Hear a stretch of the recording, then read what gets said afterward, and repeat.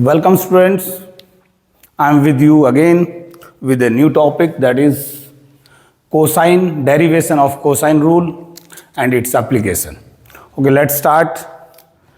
First of all, I am giving you one food for thought with one question. If someone asks you, if this angle is theta, if this side is 5 centimeter and this is 8 centimeter, figure out this side. Can you figure out without construction? अगर मैं एक 9th-10th grader को ये एक question देता हूँ तो वो पहले 5 सेंटीमीटर लेगा, 60 डिग्री एंगल बनाएगा, 8 सेंटीमीटर ये ट्राइंगल बना के इसको मेजर करेगा. Can you figure out without construction? Yes, of course. अगर आज तक नहीं कर पाए थे तो आज के बाद आप कर पाओगे. ठीक है, चलो चलते हैं. पहले एक बार यही बात एक बार पहले 60 degree. If this side is A, this is B, this side will B.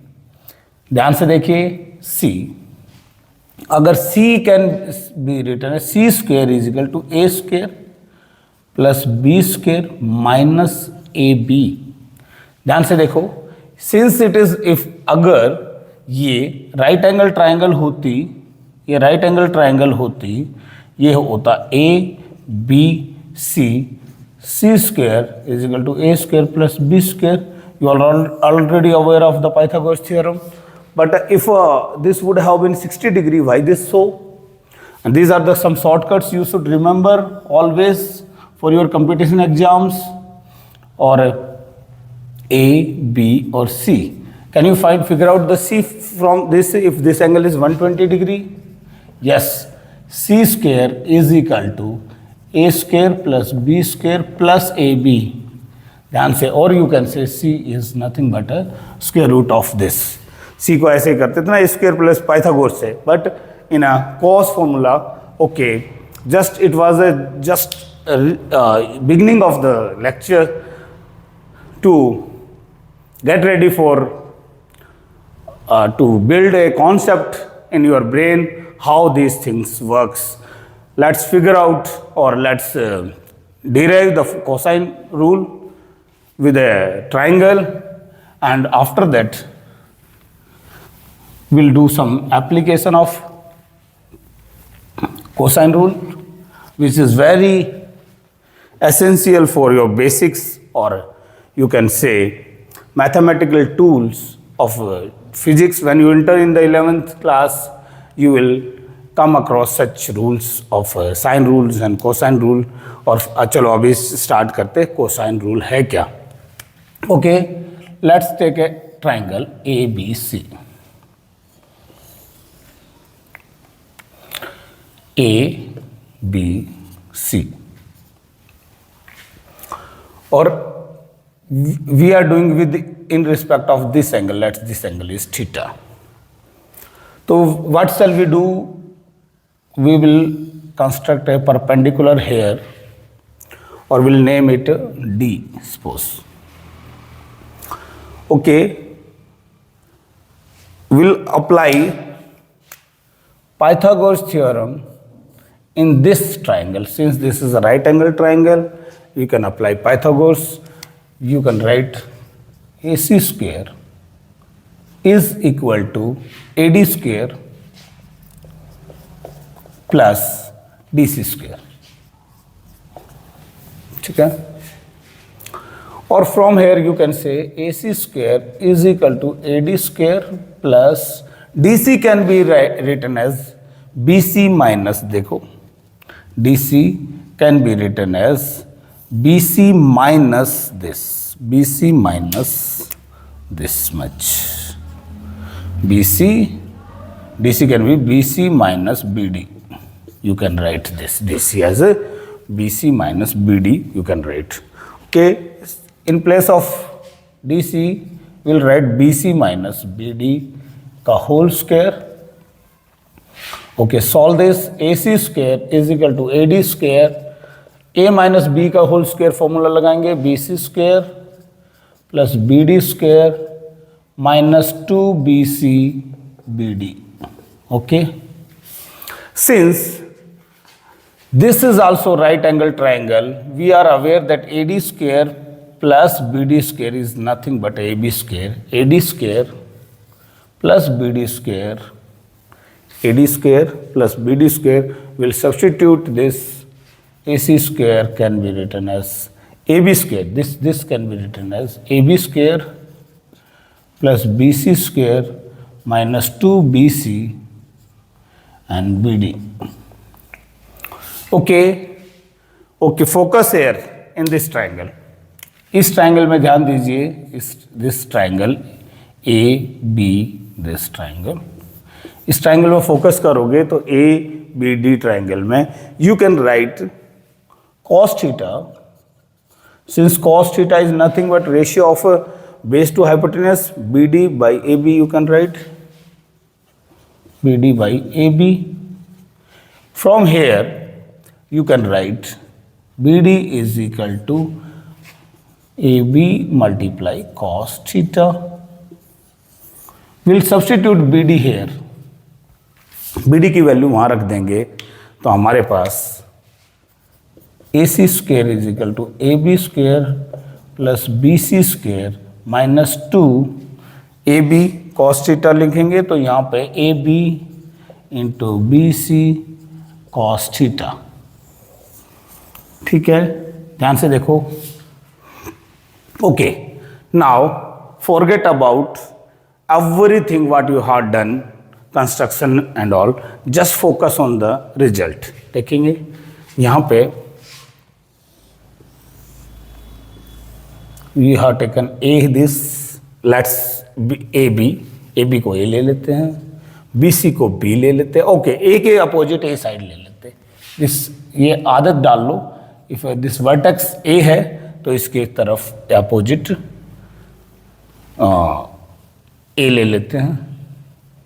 Since this is A तो इसके opposite A, since this is B तो इसके अपोजिट B एंड C तो इसके opposite C, small c. Okay, यहाँ देखिए AC तो हमारे पास B square AC is B square is equal to AB is A square, AB is C square, sorry, AB is C square plus BC is A square minus 2 AB is C and A, BC A, CA cos theta. From this you can reach to this. यहाँ पे ध्यान से देखिए, B square minus C square minus A square by, और make everything this. Okay, it will be easy for you to have, otherwise you have to take minus common. You can write down 2CA cos theta, 2CA cos theta is equal to C square plus A square minus B square. Okay, cos theta is equal to C square plus A square minus B square by 2CA. Okay. If you will do such constructions from A to D, B to AC, B, okay, A से perpendicular डालेंगे BC पे, और B से अगर डालते तो हम इसी को सारी चीज़ें ध्यान से समझते हैं. I am making this triangle again, I am rubbing it off. Okay, make it clear hair.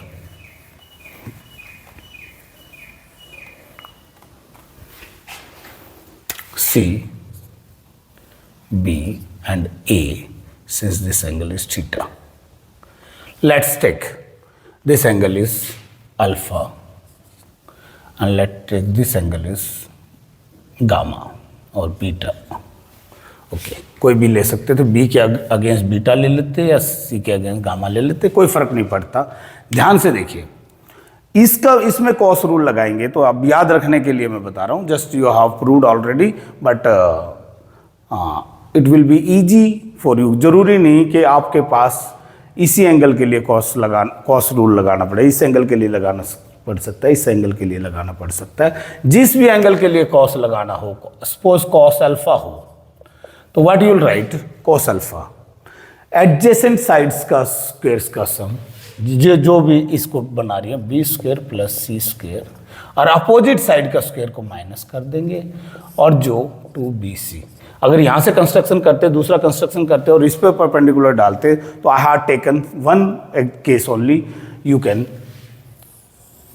Okay. अगर आप अभी यहाँ कॉस बीटा होता तो what we will have done, a square plus B square minus c square, a square plus B square and subtract opposite का square by आपके पास 2ab। ठीक है, okay. Now I hope you are very much clear about this concept, and this is very much applicable in your CAT examination or sub SSC, or nowadays competition of exams have been increased। अभी तो छोटे मोटे clerk level के exams में भी हमने इस course rule लगते हुए कुछ क्वेश्चंस देखे हैं। और फिजिक्स के इसके एप्लीकेशन की बात करें, फिजिक्स में आपको वेक्टर्स, चलो थोड़ा सा वेक्टर्स के बारे में जहाँ जहाँ ये लगता है उसके बारे में देख लेते हैं, कहाँ वेक्टर में इसको ये लगेगा। ध्यान से देखिए, suppose you are dealing with some few vectors और both vector is placed like this, you have, और यू कैन से वेलोसिटी और फोर्स कह सकते हो, कोई भी वेक्टर होता है। अगर एक बॉडी को 60 डिग्री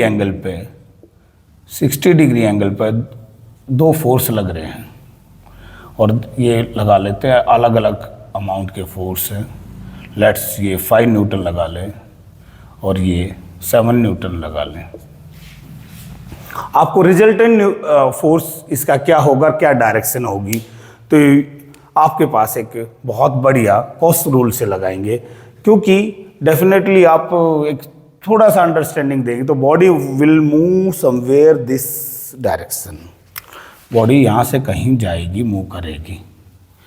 और this we can figure out with parallelogram rule. Parallelogram rule से भी हम फाइंड आउट कर सकते हैं। अगर इसको हम पैरेललोग्राम ड्रा कर लें तो यहाँ से ये रिजल्टेंट वेक्टर आपका होगा। ये रिजल्टेंट वेक्टर होगा, पर इसकी वैल्यू कैसे निकालेंगे, और ये कोई और भी एंगल हो सकता है, it might be given any angle with value 50 degree, 60 degree, 70 degree, कुछ भी हो सकता है, 45 डिग्री, कोई भी दिया जा सकता है।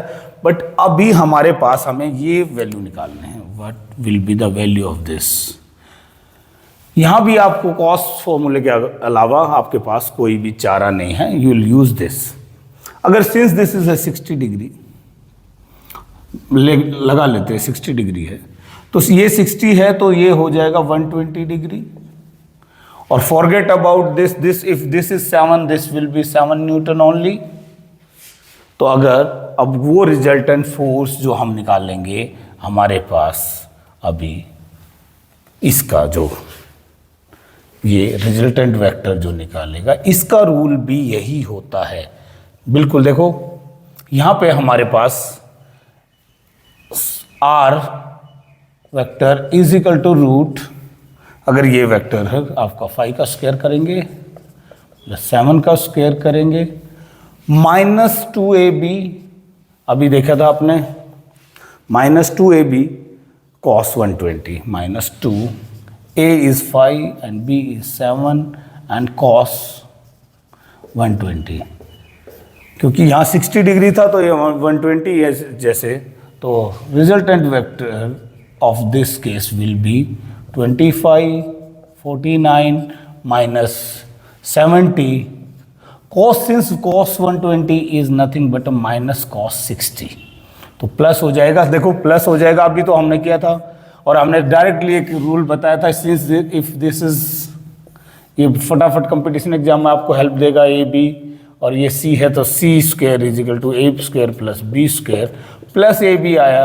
ए बी कैसे आएगा देखो, तो यहाँ पे कॉस ये साइन चेंज कर देंगे तो आपको पता है प्लस ए बी तभी आया था, और यहाँ cos 60 की वैल्यू होती है हाफ 35 जाएगा, तो देखो ए बी आ गया। तो आप simply you can find this value of this vector. तो इसलिए जो कॉस फॉर्मूले के एप्लीकेशंस हैं, और इन एरोफिजिक्स aircraft is flying at some angle, what will be the resistance caused by the air with combination of sine rule, और आप बहुत सारे क्वेश्चंस आपको बहुत हेल्पफुल होने वाला है। अगर आपने इसको डाइजेस्ट कर लिया, इस रूल को अप्लाई करने आ गया, तो आपको बहुत मैथमेटिक्स को इजी कर देता है। कई बार मैंने देखा कई क्वेश्चन ऐसे आते हैं। Okay, thank you. I'll be again with you with such good quality mathematics videos. Thank you. If you are finding this channel helpful, please don't forget to share, subscribe, and spread and recommend to your friends also. Thank you.